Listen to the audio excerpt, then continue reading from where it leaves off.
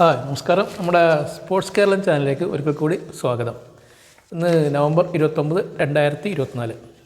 നമ്മുടെ ക്രിക്കറ്റ് അപ്ഡേറ്റാണ്. നമുക്കറിയാം, നമ്മുടെ ഇന്ത്യൻ ക്രിക്കറ്റ് ടീമിന് ഇന്ന് മത്സരമൊന്നുമില്ല. നാളെ ഓസ്ട്രേലിയൻ പ്രൈം മിനിസ്റ്റേഴ്സ് 11 ഒരു ഫസ്റ്റ് ക്ലാസ് മത്സരം നടക്കുന്നുണ്ട്. നമ്മുടെ അടുത്ത അഡലൈഡ് ടെസ്റ്റിന് മുൻപായി പരിശീലനം കിട്ടുക എന്നുള്ള ഉദ്ദേശം കൂടിയാണ് നടത്തുന്നത്. അപ്പോൾ ഓസ്ട്രേലിയയുടെ സീനിയർ താരങ്ങളൊക്കെ ഈ ഓസ്ട്രേലിയൻ ക്യാപ്റ്റനൊക്കെ വിമർശിച്ചിട്ടുണ്ടെന്ന്, പ്രത്യേകിച്ചും അലൻ ബോർഡറൊക്കെ. കാരണം വിരാട് കോഹ്ലിയെ സെഞ്ചുറി അടിക്കാൻ സമ്മതിച്ചതിൻ്റെ പേരിലാണ് കേട്ടോ. വിരാട് കഴിഞ്ഞ ന്യൂസിലാൻഡ് ഇന്ത്യയിൽ വന്നപ്പോൾ 3 ടെസ്റ്റിൽ നിന്ന് കേവലം 93 റൺസ് മാത്രമാണ് വിരാട് കോഹ്ലിക്ക് നേടാനായത്.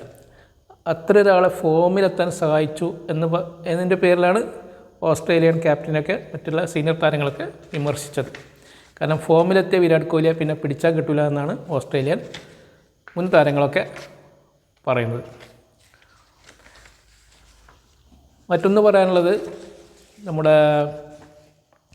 നമുക്കറിയാം, വേൾഡ് ടെസ്റ്റ് ചാമ്പ്യൻഷിപ്പിൻ്റെ ഫൈനലിൽ പ്രവേശിക്കുന്നതിന് ശ്രീലങ്കയിൽ നിന്നും ന്യൂസിലാൻഡിൽ നിന്നൊക്കെ ശക്തമായ മത്സരമുണ്ട്. അപ്പോൾ ശ്രീലങ്കയും സൗത്ത് ആഫ്രിക്കയും തമ്മിൽ ടെസ്റ്റ് ക്രിക്കറ്റ് നടന്നു വരുന്നുണ്ട്. ശ്രീലങ്ക എല്ലാ മത്സരവും ജയിച്ച ഇന്ത്യ മറികടന്ന് അവർക്ക് ഫൈനലെത്താനുള്ള സാധ്യതയുണ്ട്. അപ്പോൾ ഇന്ന് ടെസ്റ്റ് ക്രിക്കറ്റിൻ്റെ 3-ാം ദിവസം ദക്ഷിണാഫ്രിക്ക 5 വിക്കറ്റിന് 366 റൺസ് എടുത്ത് ഡിക്ലെയർ ചെയ്തു രണ്ടാം ഇന്നിങ്സ്. അപ്പോൾ ജയിക്കാൻ 516 റൺസ് വേണ്ട ശ്രീലങ്ക ഏറ്റവും അവസാനം റിപ്പോർട്ട് കിട്ടുമ്പോൾ 4 വിക്കറ്റിന് 99 റൺസ് എന്ന നിലയിലാണ്. ഈ ടെസ്റ്റ് മിക്കവാറും ശ്രീലങ്ക തോൽക്കാനാണ് സാധ്യത. അതുകൊണ്ട് തന്നെ ഇന്ത്യയുടെ ഒരു ഭീഷണി കുറച്ച് കുറഞ്ഞു കിട്ടും. അതുപോലെ തന്നെയാണ് ന്യൂസിലാൻഡിൻ്റെ കാര്യം. ന്യൂസിലാൻഡും ഇംഗ്ലണ്ടും തമ്മിൽ ടെസ്റ്റ് മത്സരം നടക്കുന്നുണ്ട്. ന്യൂസിലാൻഡ് 348 റൺസിന് എല്ലാവരും പുറത്തായി. ഇംഗ്ലണ്ട് 1-ാം ഇന്നിങ്സിൽ 5 വിക്കറ്റിന് 319 റൺസ് എടുത്ത് നിൽക്കുകയാണ് ഏറ്റവും അവസാനം റിപ്പോർട്ട് കിട്ടുമ്പോൾ. പിന്നെ നമുക്ക് പറയാനുള്ളത് സയ്യിദ് മുഷ്താഖ് അലി ട്രോഫിയെക്കുറിച്ചാണ്. നമുക്കറിയാം, സംസ്ഥാനങ്ങൾ തമ്മിലുള്ള 2020 ടൂർണമെൻറ്റാണ് സയ്യിദ് മുഷ്താഖ് അലി ട്രോഫി. ഇന്ന് കേരളം ശക്തരായ മുംബൈയെ പരാജയപ്പെടുത്തി.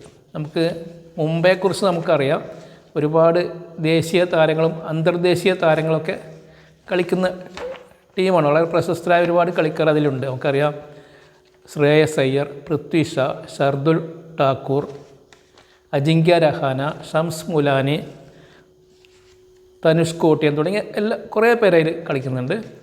ഏതായാലും ഇന്ന് ആദ്യം ബാറ്റ് ചെയ്ത കേരളം 5 വിക്കറ്റിന് 234 റൺസ് എടുത്തു.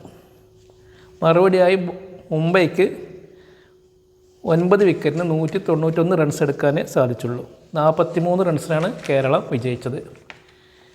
കേരളത്തിൽ നയിച്ച് സഞ്ജു സാംസൺ ആയിരുന്നു. പക്ഷേ സഞ്ജു സാംസണ് ഇന്നും തിളങ്ങാനായില്ല. അതേസമയം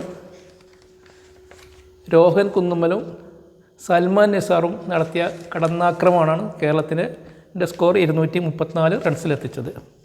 സൽമാൻ നിസാർ 49 പന്തിൽ 99 റൺസ് എടുത്ത് പുറത്താവാതെ നിന്നു. രോഹൻ കുന്നുമ്മൽ 48 പന്തിൽ 87 റൺസ് എടുത്തു. സൽമാൻ നിസാറാണ് ഇന്നത്തെ പ്ലെയർ ഓഫ് ദ മാച്ച്. 3 വിജയം നേടിയ കേരളത്തിന് 12 പോയിൻ്റായി. ഇപ്പോൾ പോയിൻ്റ് ടേബിൾ 2-ാം സ്ഥാനത്താണ്.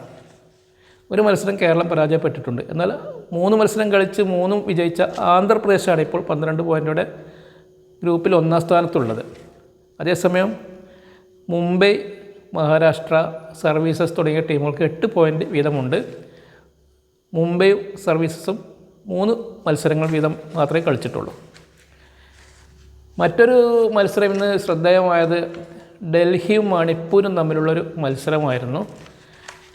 മത്സരത്തിൽ ഡൽഹി വിജയിച്ചു. മണിപ്പൂർ 8 വിക്കറ്റിന് 120 റൺസാണ് 20 ഓവറിലെടുത്തത്. ഡൽഹി 6 വിക്കറ്റിന് 124 റൺസ് എടുത്തു. അതിൻ്റെ പ്രത്യേകത എന്താണെന്ന് വെച്ചാൽ, ഡൽഹിക്ക് വേണ്ടി ടീമിലെ 11 പേരും ഇന്ന് ബൗൾ ചെയ്തിട്ടുണ്ടായിരുന്നു. അതിൻ്റെ പേരിലാണിത് ശ്രദ്ധാകേന്ദ്രം ആയത്. അതിനെ പല മുൻതാരങ്ങളും വിമർശിച്ചിട്ടുണ്ട്, അത് വേറെ കാര്യം. അപ്പോൾ ഇത്രയൊക്കെയാണ് നമ്മുടെ ക്രിക്കറ്റ് അപ്ഡേറ്റ് ഉള്ളത്. അടുത്ത അപ്ഡേറ്റ് ആയിട്ട് വരുന്നവരെ നമസ്കാരം, താങ്ക് യു.